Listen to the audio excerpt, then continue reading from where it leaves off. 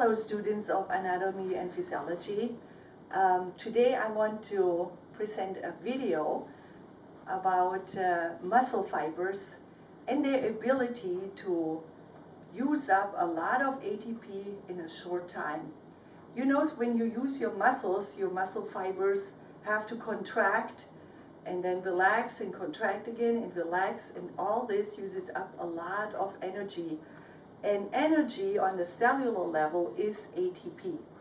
So your muscle fibers must have some equipment that enables them to make a lot of ATP in a short time so that they can do their work. Now, I want to focus on this equipment. There are actually three molecules that are important in this connection or in this context. The first one is called myoglobin.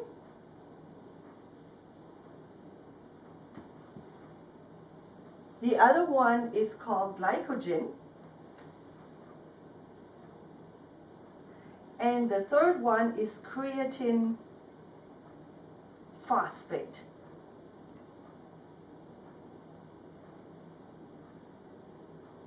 All three molecules enable the muscle fiber to make huge amounts of ATP and therefore to do a lot of work in a short time. So if you remember from your biology class, ATP is made by a process called cellular respiration. And I want to write this here.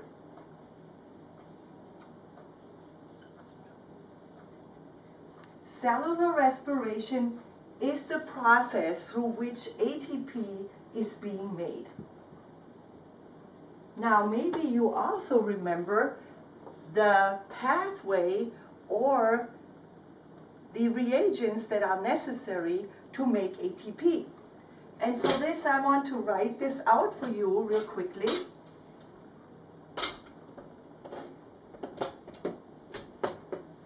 So we have at the end ATP, and what we need is glucose,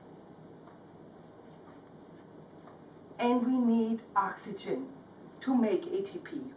Of course, besides ATP, we also get carbon dioxide and water as products. But you see that your body or your muscle fibers make ATP by using up glucose and by using up oxygen. Now, since they are using up a lot of ATP, they will need a lot of glucose and a lot of oxygen. And there are special molecules that provide excessive amounts of glucose and oxygen. The first one, and I want to first focus on glucose, is provided by glycogen. Glycogen is a very, very big molecule. And this molecule is made up of glucose subunits. So when you imagine this is a glucose molecule and you have thousands of glucose molecules linked together, you get something called glycogen.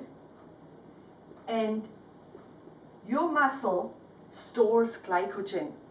So when you work hard and your muscle needs to make a lot of ATP, your muscle cells take this glycogen and break it down into its glucose units.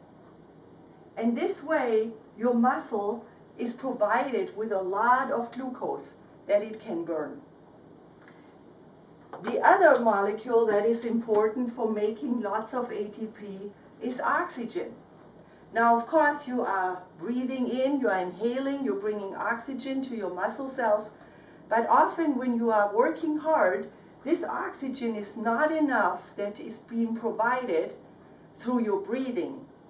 So each muscle cell has a molecule that stores oxygen, and that molecule is called myoglobin. So myoglobin has oxygen attached to itself, and it's therefore an oxygen storage molecule. So when working hard, this oxygen, this is attached to myoglobin, is being used for making ATP. Now sometimes you're working so hard that you need to have an extra, you can say, shot in the arm for your muscle fibers, and I want to show you now the function of creatine phosphate. Creatine phosphate is built very similar like ATP. Now you know maybe or remember from biology that when ATP is being used up, it breaks down into ADP and phosphate. ATP is a high energy molecule. When it breaks down into ADP, it releases this energy. So now, as you're working hard, your muscle cells start to accumulate a lot of ADP. Now, that's where creatine phosphate comes in. Creatine phosphate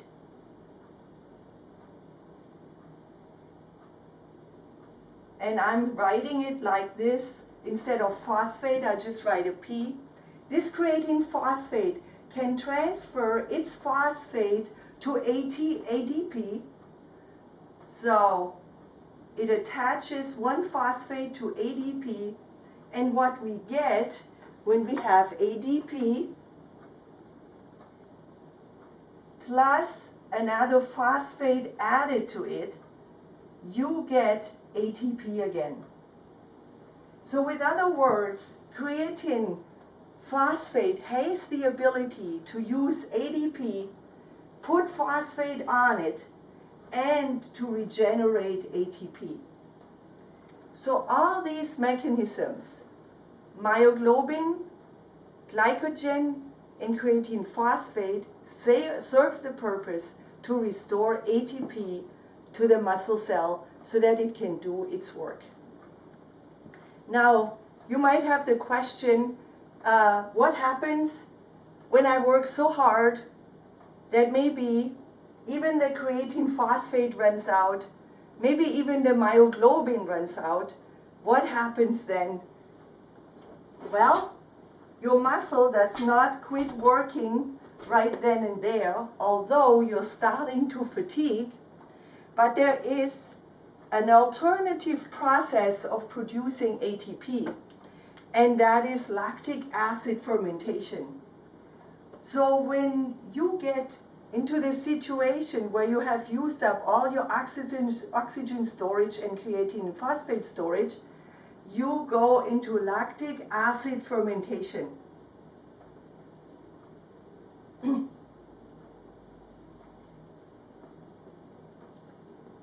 Lactic acid fermentation still uses glucose,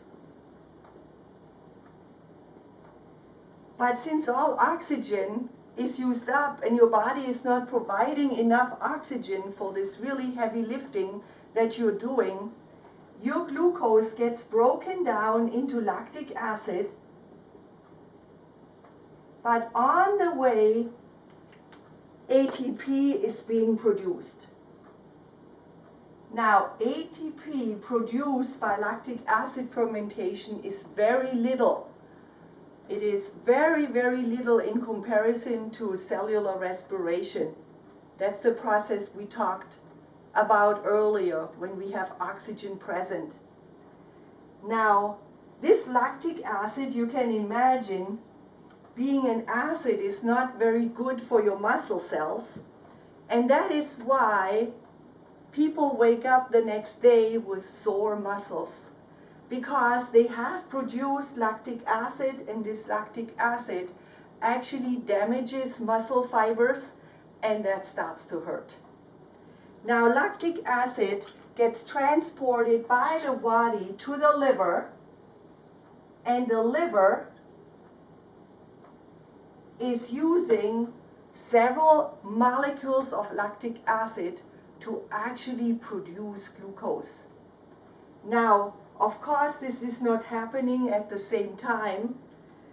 lactic acid gets accumulated in a hard-working muscle, and when you finally rest, that's when lactic acid gets shifted to the liver, and the liver, under the use of oxygen, produces new glucose. So the liver can make glucose by using oxygen.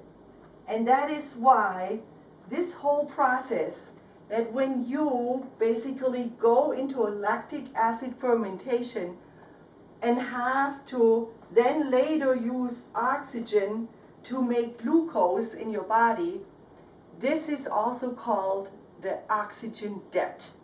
So you're basically running your body into an oxygen debt when you are exercising beyond the capacity that myoglobin and creatine phosphate are providing ATP.